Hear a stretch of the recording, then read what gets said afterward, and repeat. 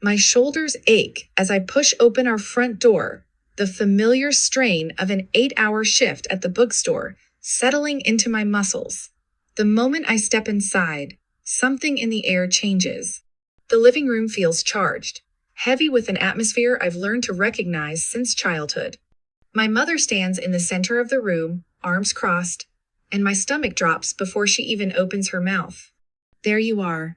Her voice carries that razor edge I know too well. Jessica perches on the edge of the couch, lower lip trembling in a performance I've seen 1,000 times before. On the coffee table between them lies a crisp white letter, university letterhead clearly visible even from where I stand. My eyes catch fragments of words, academic dishonesty, and immediate expulsion. "This is your fault." Mom's voice cracks through the air like a whip. "You put too much pressure on Jessica. She had no choice but to cheat." I grip the doorframe, my mind struggling to process the absurdity of the accusation. Jessica, perfect Jessica, has been caught cheating on her finals. And somehow, standing in our dimly lit living room, I'm being blamed for it. "You're always showing off how perfect you are," Jessica chimes in, her voice wobbling. "I just wanted to be as good as you." The words hit me like a physical blow. My brain spins backward through time. 8-year-old me in the principal's office, Mom's fingers digging into my wrist as she blamed me for Jessica's stolen lunch money. The security footage later proved Jessica took it herself, but the apology never came. Christmas morning after Christmas morning, Jessica unwrapping designer handbags while I received secondhand coats with price tags still attached. "Jessica deserves nice things," Mom would say. "You don't need to be spoiled." Senior year floods back. 2 part-time jobs, saving every penny for a car, only for Mom to demand the money for Jessica's new laptop. Always Jessica, always my fault, always my sacrifice. Mom's nails dig into my arm now, dragging me back to the present. "This family has done everything for you, and this is how you repay us? You make Jessica feel like she'll never be good enough?" Something shifts inside me. 23 years of bending, breaking, accepting, and suddenly, I can't do it anymore. I pull my arm free, lifting my chin to meet her gaze. "I had nothing to do with this," I say, my voice shaking but firm. "Jessica cheated. That's on her." The silence that follows feels like the moment before a storm breaks. Mom's face contorts with fury as she snatches up the expulsion letter, thrusting it in my face. "You ungrateful brat!" The paper crumples in her grip. "You're the reason this family is falling apart." The words crack something inside me, something fundamental and irreparable. I look at my mother, really look at her, and for the first time, I see the truth. She doesn't see me as a daughter. I'm just a convenient scapegoat, a receptacle for every failure, every disappointment, every flaw she can't bear to acknowledge in her golden child. My eyes drift to Jessica. She watches in silence, not apologizing, not even pretending to be grateful for Mom's defense. Instead, there's an almost smug satisfaction in her expression. She knows she'll walk away from this unscathed, just like always. The weight of years presses down on my shoulders, heavier than any bookstore shift. If I stay, this will be my entire life. Always sacrificing, always invisible, always wrong. My gaze falls on the front door, just a few feet away. It's still open from when I walked in, showing a slice of the darkening sky beyond. That door represents everything I've never had. Freedom, uncertainty, the chance to live for myself. "What?" Mom scoffs, following my gaze. "You're leaving? You have nowhere to go. You'll be back in a week, begging for my help." I don't respond. Instead, I turn and walk to my bedroom, the smallest in the house, barely furnished. My hands move on autopilot, stuffing a duffel bag with essentials, a few changes of clothes, a worn notebook, the $60 in cash I've managed to hide from Mom's borrowing. Before I leave, my eyes catch on a photo frame. Me as a child, smiling, before I understood what this house would become. I take it with me. The night air hits my face as I step outside. It's cold, but somehow lighter than any breath I've taken in that house. Behind me, Mom's voice carries across the yard. Go ahead. Don't come crying to me when the world chews you up. I don't look back. If you were me, would you have left, even if you had nowhere to go? Mom's words chase me down the empty street. Asterisk. You'll come crawling back. You have nothing. No one. Asterisk. The night air wraps around me like a cold sheet, and my fingers clench tighter around the strap of my duffel bag. $60. A change of clothes. A photo I should have left behind. The weight of what I've done crashes over me in waves, each step carrying me further from everything I've ever known. The neighborhood stretches endless and dark ahead of me. Porch lights flicker on one by one, families settling in for dinner, for movie nights, for all the normal things that happen in normal homes. My chest tightens. Where do you go when home stops being home? I walk until my feet ache, until the residential streets give way to commercial districts. The hum of distant traffic mixes with the chirp of crickets, and still I walk. Pride keeps me from pulling out my phone, from scrolling through the short list of contacts who might let me crash on their couch. I'm not going to prove Mom right. Not tonight. 2 hours in, exhaustion hits like a physical blow. My shoulders slump as I spot the glowing sign of the 24-hour train station. Not safe, exactly, but shelter. Better than nothing. The fluorescent lights inside cast everything in a sickly yellow glow. A handful of people occupy the hard plastic seats, a woman clutching a garbage bag full of what looks like clothes. A man in a business suit passed out across 3 seats, someone muttering to themselves in the corner. I choose a spot near the vending machines, as far as possible from the muttering man. The tile floor sends cold seeping into my bones the moment I sit. My stomach growls, reminding me I haven't eaten since breakfast, but I keep the $60 tucked deep in my pocket. Who knows when I'll see money again? Sleep proves impossible. Every shuffling footstep jolts me awake. Every announcement over the crackling PA system sends my heart racing. The vending machines hum, an endless drone that sets my teeth on edge. By the time dawn creeps in through the grimy windows, my throat feels like sandpaper, and my head pounds with the kind of exhaustion that makes the world tilt sideways. A new wave of commuters flows in, their fresh clothes and coffee cups a stark reminder of how far I've fallen in just 12 hours. I catch my reflection in a window-wrinkled shirt, tangled hair, the kind of hollow-eyed look I used to see in homeless people, and think, how did they end up there? Asterisk. Now I know. One bad night. One moment of standing up for yourself. One realization that the devil you know is worse than the devil you don't. A single tear slips down my cheek before I can stop it. I swipe it away hard enough to leave my skin stinging. Crying won't help. Nothing will help except getting up, finding work, surviving. I force myself to my feet, muscles protesting after hours on the cold floor. If I don't find a job today, I won't make it through another night like this. The thought should terrify me, but instead it settles in my chest like steel. I've spent 23 years surviving Margaret Sullivan's house. I'm not about to let the real world break me now. The morning passes in a blur of rejection. Every storefront, every help-wanted sign leads to the same response. We're not hiring. The fast food manager barely glances up from his phone, dismissing me with a wave. By noon, my legs shake with each step, and the gnawing in my stomach has turned to a constant ache. Then I spot Eda's small diner tucked between a laundromat and a pawn shop. The neon sign flickers weakly. Lopez's Home Cooking. Through the window, I watch a woman with steel gray hair tied back in a tight bun directing staff with sharp gestures. The bell chimes as I push open the door. The woman Marianne Lopez, according to her name tag, looks me up and down, taking in my wrinkled clothes and desperate expression. Ever washed dishes before? She asks, no preamble. I can learn. The kitchen air hits like a wall of heat. Grease coats every surface, and the mountain of dishes seems endless. By closing time, my fingers are raw and pruned, my back screaming. But when Marianne hands me $40 in cash, it feels like more than money. It feels like survival.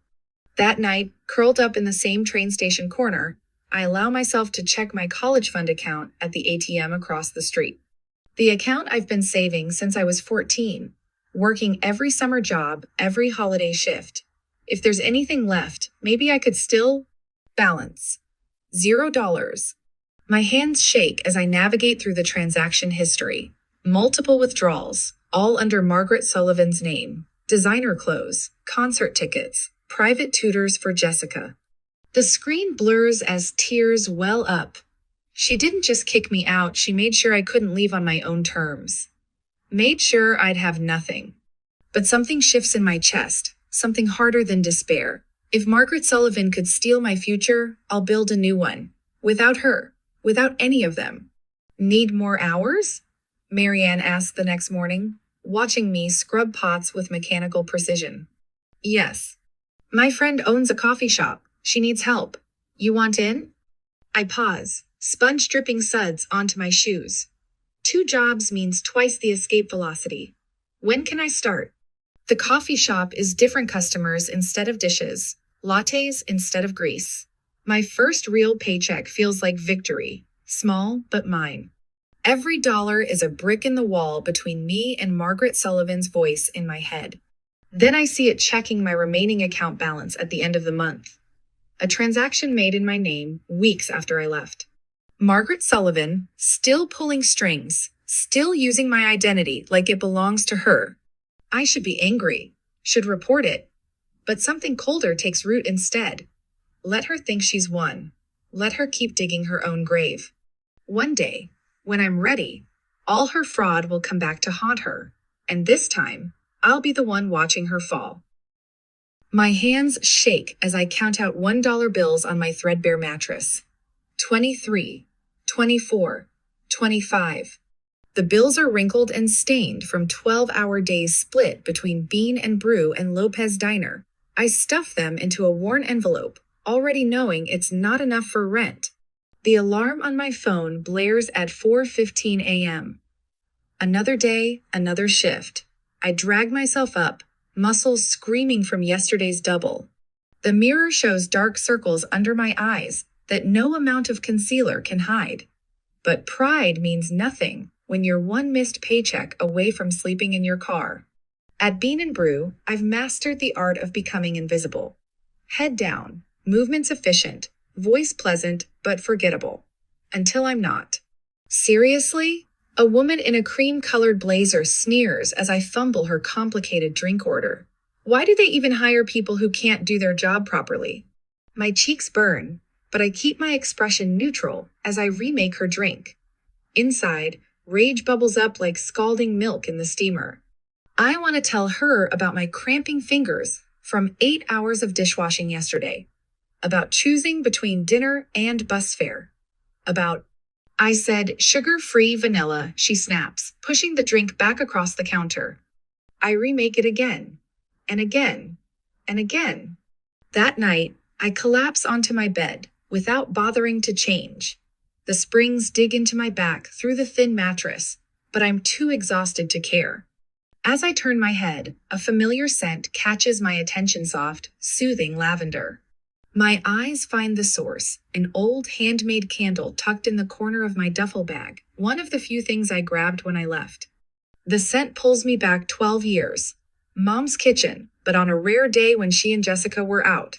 Me, carefully melting wax in an old pot, pouring it into mismatched jars from the recycling bin. The pure satisfaction of creating something beautiful from nothing. I sit up slowly, mind racing. My laptop is already open to my checking account, $212.47. Just enough for supplies. If it doesn't work, my finger hovers over the place order button. In my head, Mom's voice sneers, asterisk. You'll fail. You always do. Asterisk. I click. 3 days later, my tiny apartment fills with the warm scent of melting wax. I measure temperatures obsessively, test fragrances, adjust ratios. Each candle takes shape under my hand-simple mason jars, filled with carefully layered colors and scents that remind me of comfort, of home.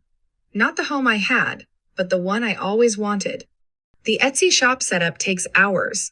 I photograph each candle under the harsh fluorescent bathroom light, trying to make them look professional. The descriptions flow easier words about warmth, comfort, peace, things I'm still learning to find. Days pass. No sales. I refresh the page between customers at Bean and Brew during my breaks at the diner, before falling asleep at night. Nothing. The voice in my head that sounds like mom grows louder. What made you think anyone would want this? Asterisk? Thena notification. 1 candle. $12. I stare at the order confirmation until my vision blurs. It's barely enough to cover shipping, but it's something. It's proof. The validation lasts exactly 8 days. Then the reviews start.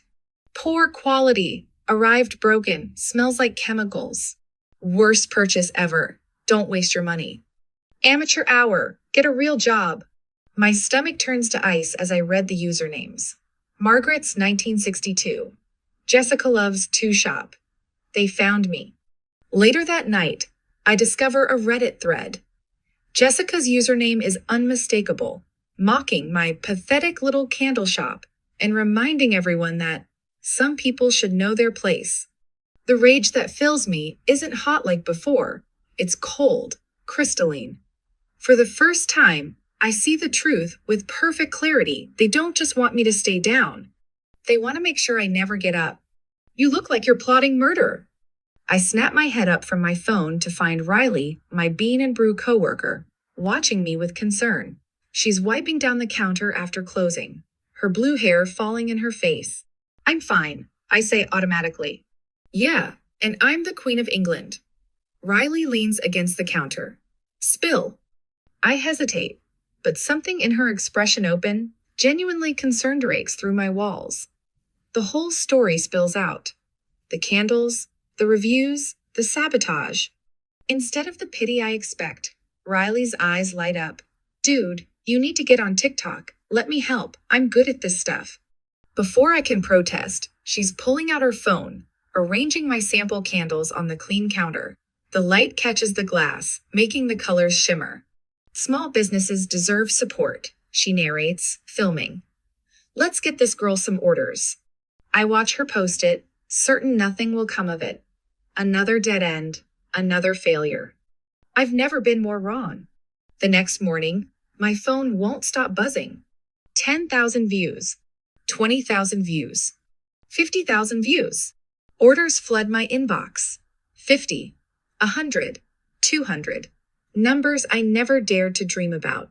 Then, buried in the avalanche of notifications, an email that makes my heart stop. From Brand Partnerships, Lux Aroma. Subject: Partnership, Opportunity. We love your work. Would you be interested in discussing a potential collaboration? Asterisk. My fingers hover over the keyboard as that old, familiar fear creeps in. What if Mom finds out? What if Jessica tries to take this away too? But something has changed. The voice in my head that sounds like Mom isn't the loudest anymore. My voice is. I click reply. The scent of lavender and sage fills my tiny home studio as I pour another batch of candles. My hands move with practiced precision, measuring and mixing while order notifications ping on my phone. 300 units to ship by Friday. 2 wholesale accounts pending approval. 1 brand collaboration meeting next week. I pause, letting the familiar piece of creation wash over me. Just 6 months ago, I was slinging lattes at Bean and Brew, my fingers perpetually sticky with caramel syrup. Now my hands smell of essential oils and success. Today's my last day. I had told my manager, handing over my apron. She'd hugged me tight, whispering, "Go get him," in my ear. That moment felt like stepping off a cliff, terrifying and exhilarating all at once. But my online orders had finally overtaken my cafe wages. It was time. Celine? Riley pokes her head through the studio doorway, waving her phone. You might want to see this. My stomach tightens at her tone. She hands me her phone, open to a local news article. The headline hits like a punch to the gut. Local family faces foreclosure after years of financial mismanagement. There's my childhood home in the grainy photo, the peeling yellow paint even more obvious in newsprint. The article mentions Margaret Sullivan by name, my mother, and details how she's 3 months behind on mortgage payments. My eyes catch on a quote from a neighbor. It's sad to see. That house used to be so well maintained, but ever since her older daughter left. I hand the phone back to Riley, my hands steady. I need to finish these orders. There's more. Riley's voice softens. Jessica dropped out, failed most of her classes last semester. The loans came due and she trails off, watching me carefully. I turn back to my work table, checking the temperature of my wax. Not my problem. But that night, as I'm packaging the last orders, my phone buzzes. Unknown number, but I recognize the area code. Home. My mother's voice crackles through the speaker before I can decline. Celine, honey. The familiar manipulation oozes through her words, but something's different. A tremor.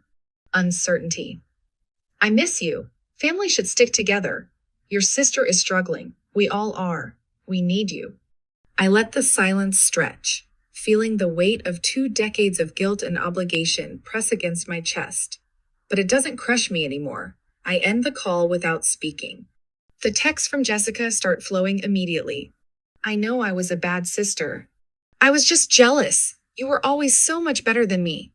Please, Celine, I have nowhere else to go. I block both numbers and return to my work. The wax melts, the orders ship. My business grows. 3 days later, Riley bursts into the studio again. It's gone viral. She shows me a social media post from Mrs. Chen, our old next-door neighbor, the one who used to slip me extra cookies when I helped her with her garden, the one who saw everything. I watched that girl get blamed for things she didn't do her whole life, the post reads. Celine Sullivan was treated like a maid while Jessica Sullivan was worshipped. Now that Celine has a successful business, suddenly they miss her? Where was that love when she was working 3 jobs to survive? The comment section explodes with support. Old classmates emerge with their own stories. The truth about Jessica's academic cheating scandal resurfaces. Someone mentions how she used to steal other students' work. A former teacher confirms it. I watch it all unfold, with a strange detachment. The empire of lies my mother built around her golden child crumbles. Post by post, share by share, Jessica's name becomes toxic in professional circles. No one will hire her now. The next time my mother calls, she uses Jessica's phone to bypass the block. Her voice shakes. No superiority, no arrogance, just raw desperation. Please, she whispers. We have nothing left. Jessica's call comes an hour later, her words stumbling between sobs. I have nothing left. I was horrible to you, I know, but please, help me. I stand in my studio, surrounded by the business I built from nothing. The fresh batch of candles cools on the rack, their surfaces smooth and perfect. Orders wait to be shipped to customers who value my work. My bank account holds more money than my mother ever borrowed from me. The power has shifted. They know it. I know it. I pick up a candle, examining its flawless surface. For years, they controlled every aspect of my life. Now they need me to survive. The irony would be sweet if I could still taste it. But standing here, in the life I've built for myself, I realize I feel nothing for them at all. No anger, no satisfaction, no love. The bell above my shop door chimes. I look up to see 2 familiar figures step inside, my mother and Jessica, shadows of their former selves. Their designer clothes are gone, replaced by worn department store clearance. The makeup can't hide their exhaustion. My mother's eyes dart around the studio, calculating the value of everything she sees. Even now, she's looking for something to take. Celine, baby? Her voice drips with false sweetness. I know we've had our differences, but you're successful now. You can afford to help your family, right? Jessica steps forward, her hands twisting together. I'll do anything, please. I'll work for you. Just don't let me end up like this. I look at them. Really look at them. The women who made my childhood a prison. The mother who stole my future to fund her favorite daughter's failures. The sister who watched me break and smiled. They wait for my response. Desperate hope painted across their faces. They expect the old Celine, the one who would sacrifice everything to earn a scrap of their approval. But that Celine is gone. In her place stands a woman who built herself from the ashes they left behind. The candle in my hands has cooled completely now. I set it aside with the others, ready for shipping to someone who will appreciate its worth. No, I say simply, and turn back to my work. The clicking of my heels against polished marble echoes through the lobby as I approach my office. Through the glass walls, I spot them before they see me, Mom and Jessica, looking small and displaced among the sleek furniture and modern art pieces I've carefully selected. The expensive furnishings reflect the life they never imagined I'd have. Abstract paintings worth more than our old house, ergonomic chairs that cost more than Jessica's last semester of college, floor-to-ceiling windows overlooking a city that finally belongs to me. Jessica perches on the edge of a leather chair, her designer clothes from better days now wrinkled and worn. Her hollow cheeks and bitten nails tell a story of sleepless nights and mounting debts. Mom stands rigid beside her, hands clasped in a pose I recognize from countless parent-teacher conference-issuer concerned mother act. My stomach doesn't drop anymore when I see them. That's new. Celine, sweetheart. Mom's voice breaks as she spots me, tears welling up right on cue. Her hands tremble as she reaches toward me, a masterful performance of motherly remorse. We've made mistakes, I see that now, but we're still family. I let the silence stretch, watching as Jessica's fingers twist in her lap. She looks thinner now, her once perfect makeup slightly smudged, the designer bag at her feet a knockoff of last season's style. The golden child tarnished at last. Family helps each other, right? Jessica's voice wavers, but I catch the familiar manipulative undertone. She leans forward, desperation crackling beneath her practiced vulnerability. After everything, you wouldn't just abandon us, would you? The irony almost makes me laugh. Instead, I cross my arms, tilt my head, and ask the question that's been burning in my throat for years.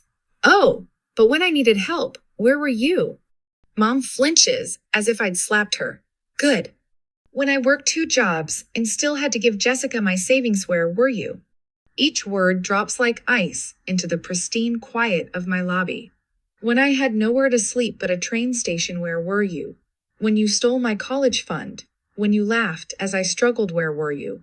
We didn't know, Mom stammers, her performance cracking. The perfectly curated tears dry up as reality sets in. We thought you'd be fine on your own. A cold smile curves my lips. Well, you were right. I was fine. I am fine. And I did it without you. Jessica's face crumples, reality finally piercing her bubble of privilege. No education after the cheating scandal, no career prospects, no safety net. The golden child finally facing consequences.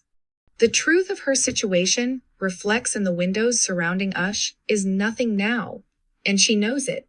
I was a kid, Jessica's voice cracks. I didn't know any better. And now you're an adult, facing the consequences of your actions. I meet her gaze steadily. Welcome to the real world, Jessica. I reach into my desk drawer, pull out 2 bus tickets. They're one-way tickets back to our old town, the place Mom swore she'd never return to, where the streets are too narrow and the dreams too small. I lay them on the glass coffee table with precise movements. I won't leave you with nothing. Here's a way home. Take it or leave it. Jessica snatches up one ticket, rips it in half. Her hands shake with the same entitled rage that once made me feel so small. You think this is funny? You think you're better than us?